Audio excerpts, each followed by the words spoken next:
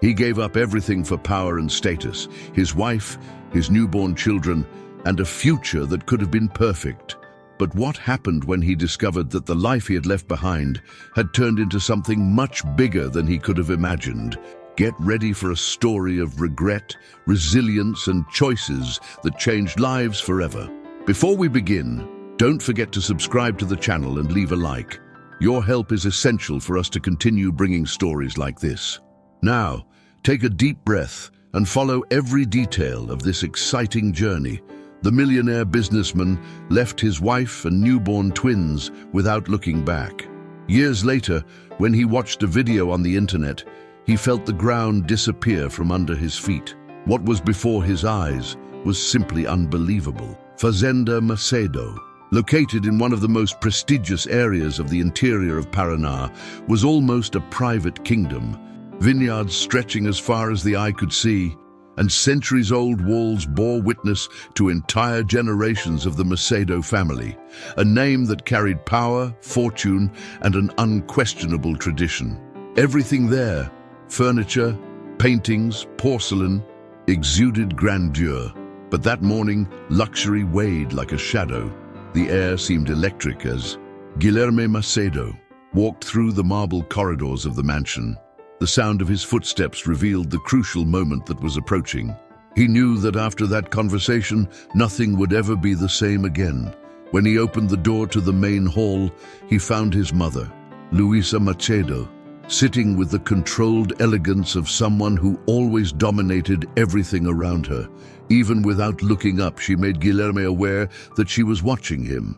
The soft sound of the spoon against the porcelain cup was the only noise in the silent immensity of that room, apart from Guilherme's heart, which was beating strongly. "Sit down, Guilherme.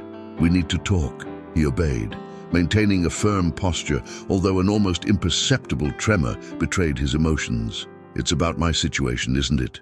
He tried to sound confident, but he felt a hollow feeling in his stomach. Luisa sighed, placing the cup on the saucer in an almost calculated manner. "Renata." She said the name as if she were exposing a problem that needed an immediate solution. "You know this needs to end." And now, with these babies, things have gotten even more complicated. Guilherme's stomach turned. He thought of Renata Silva, of her smile, of the tireless affection with which she rocked her children during the early hours of the morning. He remembered how, by her side, he finally felt free. "Mom, I love Renata, and I love my children. They are Macedo as much as I am." Luisa rose from her chair. There was dignity in every movement, as if she were a queen about to judge a subject. She walked to the large window that overlooked the vast lands, the vineyards that had sustained the Macedo family's reputation for decades. Her reflection in the glass was as cold as her words. "Do you think love is enough to keep an empire standing, Guilherme? Does love protect investments, preserve the name built over generations?" She turned to face him with implacable firmness. "Do you have any idea of the damage you can cause by persisting in this madness?" Silence fell between the two. William looked away at the paintings of his ancestors, all of whom seemed to expect him to act according to family traditions. "Renata will never be accepted. She will never be part of this. And those boys..."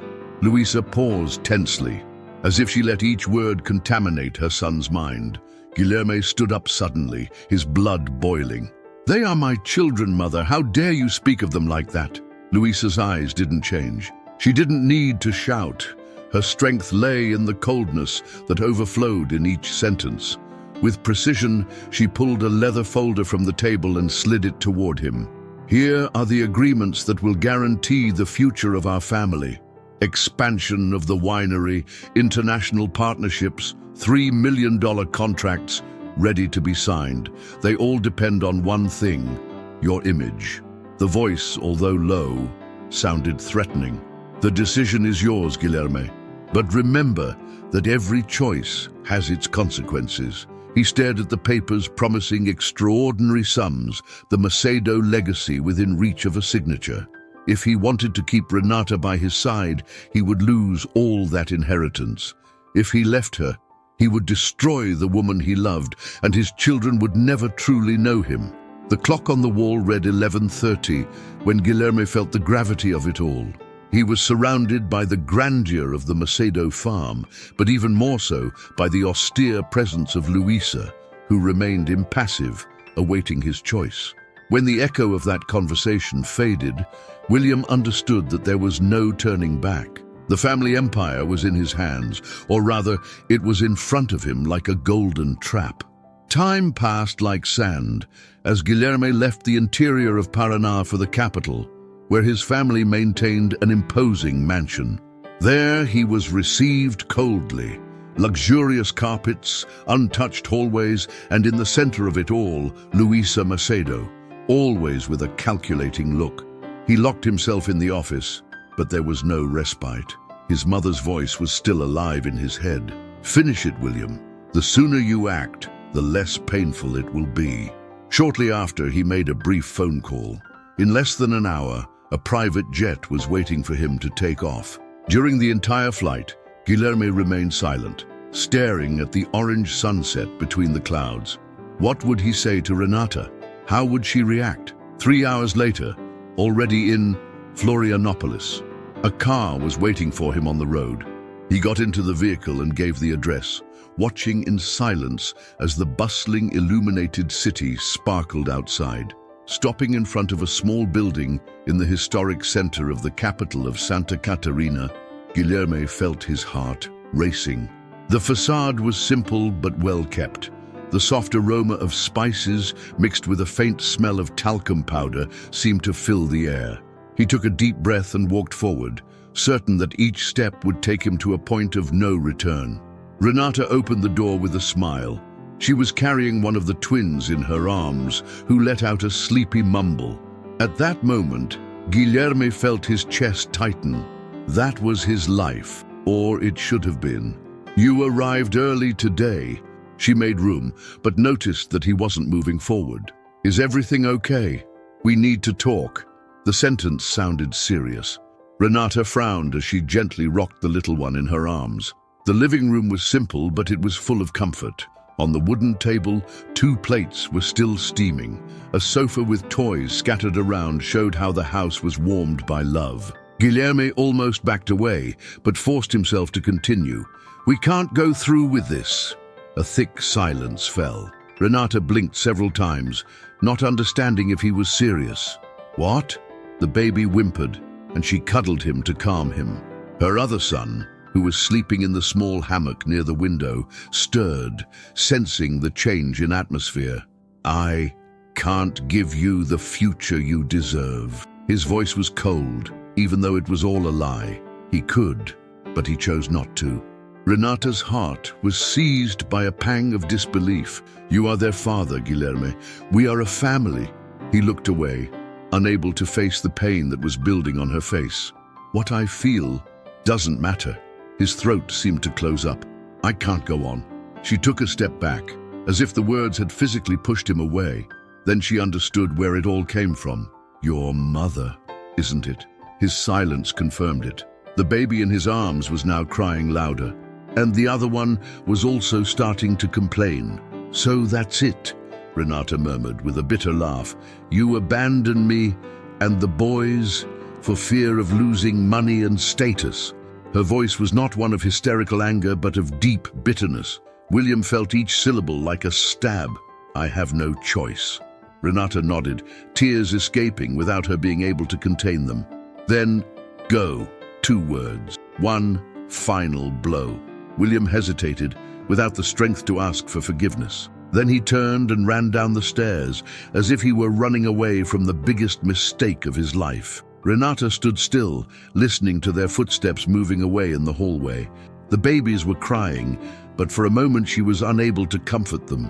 The man who had promised to stay by her side had left without even putting up a fight. "Everything will be okay, my loves. Mommy is here." Even as she said those words, deep down, she wondered if everything would ever really be okay. The emptiness that Guilherme left behind was suffocating. However, she had no other option. She had to move on. Those babies depended on her. The first few weeks were a challenge. Renata wandered through entire neighborhoods of Florianopolis looking for work. Shops, cafes, small offices. But the answer was always no. With 2 newborns, her chances seemed slim. The bills kept coming. The rent was due in a few days and the diaper and food supplies were almost gone. All of this weighed like a stone on Renata's heart. One night, exhausted, she noticed a hand-embroidered jumpsuit she had sewn during her pregnancy. It was like a flash of memory. She remembered what she loved to do most as a child, inspired by her grandmother, sewing. With courage in her chest, she pulled out the old sewing machine stored in the corner of the room. While the babies slept, she sewed detailed and creative children's clothes. The night passed, the sun rose, but Renata persisted. Little by little, she began selling the pieces to her neighbors, almost without making a profit, but it was something. Then she had the idea of advertising on social media. She posted photos of the clothes, telling a little about her routine as a single mother and craftswoman. Without realizing it, she aroused the empathy of many other people.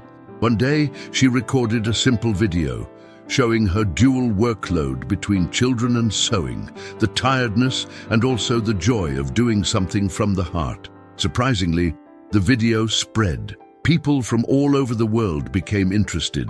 New orders came in at an ever-increasing rate. When she realized that she had to rent a larger space to accommodate so many orders, she started calling her brand Primero Encanto, to represent the delicacy of creations made with love. Her story of overcoming challenges inspired others. She was invited to fashion events, exhibitions, and partnerships. In less than 2 years, Renata had already established herself as a successful micro-entrepreneur, even without forgetting the pain of being abandoned. 5 years passed. Renata, now a recognized entrepreneur, raised her children, Mateus and Gabriel, alone. They grew up happily, in a home where love was the greatest foundation. What she had no idea was that miles away, someone was about to discover how much she had evolved. In the large Macedo family mansion, nothing seemed to have changed. Everything remained formal and impeccable. But for Guilherme, there was a huge emptiness. The silence became unbearable when he remembered the faces of the twins he had almost never met. One night, to try to kill time, he was scrolling through the news feed on his cell phone without interest. Then something caught his attention. An image shared by an acquaintance. The photo showed a smiling woman with 2 children. At that moment, Guilherme's world shook when he recognized Renata. He clicked on her profile and came across posts that portrayed her new life. The successful studio, the sophisticated children's clothes, the boys with smiles full of energy and an unmistakable sparkle in their eyes. Eyes so similar to his. The pain of regret hit him harder than ever. He dropped his phone, feeling suffocated. Renata moved on, without him, and those boys, they didn't even know who he was, but he needed to see them. For the first time since he had left, Guilherme made a decision without thinking about the consequences. He took the car keys and drove to where Renata lived now, even without knowing if she would welcome him. The night in Florianopolis was warm when Guilherme parked in front of a large, beautiful house lit by discreet garden lights. From inside the car, he could see a carefully decorated backyard where 2 children were playing under the porch. He held his breath when he saw that it was the twins, now 5 years old. He noticed their laughter, their gestures, and he felt his world fall apart when he realized that they were living well without the slightest idea that the man standing there was their father. Before he could call out to them, the door opened, revealing Renata. She appeared more confident and in control of herself. Her expression alternated between surprise and seriousness. "What do you want here, Guilherme?" He swallowed hard. He wanted to hug her. He wanted to touch his children's hands. But all he had to do was look at her face, and he knew there would be no easy forgiveness. "I just needed to see them." She maintained a rigid posture, crossing her arms as if forming an insurmountable barrier. "Now that you've seen it, you can go." The answer was sharp, as if he were nothing more than a stranger. "Renata, listen to me." She took a step forward, speaking in a low tone. "Why? To mess up their lives? You chose to abandon us. You chose to follow what your mother ordered.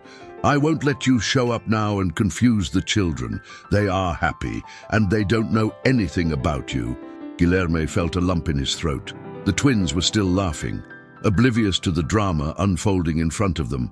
"I just wanted a chance." An almost compassionate flash passed through Renata's eyes, but there was no pity, only an irreversible certainty. "You made your choice, Guilherme, and we moved on without you." That statement sounded like a final sentence. He swallowed his own pain and took one last look at his children. They were everything he had lost and everything he would never get back. Renata said nothing more. She closed the door carefully, without hatred, but also without hesitation. Guilherme stood there still as the night progressed, bringing with it the silence of the repentant. Back in the interior of Paraná, Guilherme crossed the gates of the Macedo farm, feeling heavy in his soul. He found Luisa in the large living room, sitting in her usual armchair, her eyes fixed on the fireplace. She didn't move when she realized her son had returned, but broke the silence with her usual coldness. "Have you finally understood reality?" He stood before her, fists clenched, chest aching. "You destroyed my life." Luisa turned around, holding a glass of red wine, as if nothing he said could shake her. "I protected you, Guilherme." He let out a bitter laugh. "Protected me from what? From having the family I loved? From being happy?" His voice almost cracked with emotion. She took another sip unhurriedly. "You made the choice." The cruelty of the truth hit him. It was he, after all, who gave in to fear, who signed contracts and traded love for status. "I saw them today." He took a shaky breath. "My children. They have no idea who I am." For the first time, Luisa showed a slight surprise, albeit fleeting. "So, that's why you came back? To mourn?" He ran his hands through his hair, showing frustration and anger. "No, I came back to say that I'm out." She raised an eyebrow. "What do you mean by that? I'm no longer a Macedo." The silence became sepulchral. She put the glass aside, standing up. "That's crazy." He looked at her firmly, without the old fear. "I'm breaking with all of this. I don't want an inheritance, nor the business, nor that surname." Luisa's face became rigid, as if she couldn't believe what she was hearing. "Do you have any idea what you're saying? Decades of tradition, the entire empire we've built." He took a deep breath. "You destroyed the only thing I ever wanted to build." Her anger showed in a sharp gaze. "If you leave, you will have nothing. Your name will mean nothing." Guilherme gave a slight, sad smile. "I'd rather be a nobody than continue being your puppet." Luisa took a step back. No one had ever challenged her authority like that. For a moment she thought about reacting, but she held herself back, maintaining a posture of contempt. "Go, but know that without the name Macedo, you..." She stopped, understanding that nothing else would have any effect. He didn't answer. He simply turned and left, crossing the hallway for the last time, feeling deep down that it was too late to make any amends. The sun was setting between orange clouds as Renata left the studio, shaking hands with her children, now 8 years old. She had just finished another day of intense work, as Primeiro Encanto had received important invitations. Contracts for Milan had been confirmed, and the international collection would be launched soon. Renata thanked her assistant, who was telling her about other events and partnerships. Pride was evident on her face, but she did not let herself be blinded. She knew the taste of struggle and sacrifice. There, in front of the studio, Mateus and Gabriel ran around the small garden, laughing as night began to fall. Renata's greatest triumph was not her financial gains, but seeing those boys healthy and happy. She overcame abandonment and discovered that true strength came from within. In another corner of the city, however, Guilherme was alone in a large but cold and lifeless apartment. Sitting on the couch, he stared at a half-empty glass of whiskey. His cell phone vibrated with a social media notification. When he unlocked the screen, a new photo of Renata and the twins appeared at a children's fashion event. They were grown up and smiling. She lacked for nothing. Guilherme felt the pain of regret sink deep into his chest. He scrolled through her profile, watching videos that portrayed his ex-partner's daily life, her games with the boys, the collection she presented, the genuine joy of someone who didn't need him for anything. He stood up and walked to the balcony, watching the city lights come on. There was no going back. The time he thought he had to fix things was over. Power, luxury, million-dollar businesses, nothing could bring back what he had abandoned. Meanwhile, Renata was putting her children to bed, full of plans for the next day. The cozy house, the flowers in the window, the children's drawings hanging on the refrigerator. Everything was simple and precious. Those boys had never met their father, but they didn't miss him. They grew up in a real home with no empty spaces. Some choices don't allow for second chances, and Guilherme learned this the hard way. When he realized it, he was alone, without family, without love, and without the time that never comes back. Renata, on the other hand, chose to live. She did not harbor resentment or belittle herself because of the pain. She simply transformed her suffering into determination. And so she built a future in which love, courage, and faith spoke louder than abandonment. Thank you for watching this far. We hope this story touched your heart and inspires you to make decisions today before it's too late. We'd love to hear from where you watch our videos. Leave your city in the comments. It's always exciting to see where our stories reach and how each person connects in a different way. In the meantime, feel free to explore other incredible stories that we have carefully prepared. Click on the cards that appear on the screen and dive into new stories full of excitement and twists. We appreciate your company and wish God to bless you and your family with peace, health, and happiness. See you in the next video.